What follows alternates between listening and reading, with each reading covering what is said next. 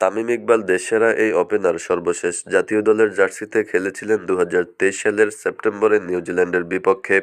এরপর ১.৫ বছরের বেশি সময় পার হলেও আর লাল সবুজের জার্সিতে দেখা যায়নি তাকে। আসন্ন চ্যাম্পিয়ন্স ট্রফি দিয়ে ফের জাতীয় দলে ফিরবেন তামিম, এই আশায় ভক্তরা। যদিও তামিম জানালেন ভিন্ন কিছু, জাতীয় দলের জার্সিতে আর দেখা যাবে না তাকে। এমনটাই জানিয়েছেন পাকিস্তানের সাবেক তারকা ক্রিকেটার শহীদ আফ্রিদিকে। শুক্রবার ৩ জানুয়ারি আফ্রিদির ভেরিফাইড ফেসবুক পেজে প্রকাশিত এক ভিডিওতে দেখা যায়, নিজের আন্তর্জাতিক ক্যারিয়ারের ভবিষ্যৎ নিয়ে কথা বলেন তামিম।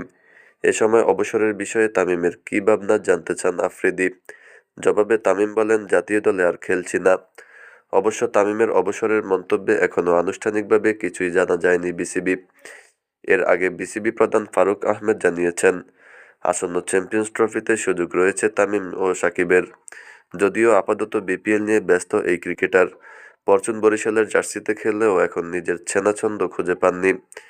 আগামী ১৯ ফেব্রুয়ারি পাকিস্তানে শুরু হবে চ্যাম্পিয়ন্স ট্রফির আসর।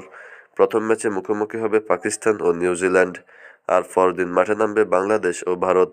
এমন গুরুত্বপূর্ণ টুর্নামেন্টে তামিম সাকিবের সার্ভিস নিঃসন্দেহে মিস করতে চাইবে না বাংলাদেশ।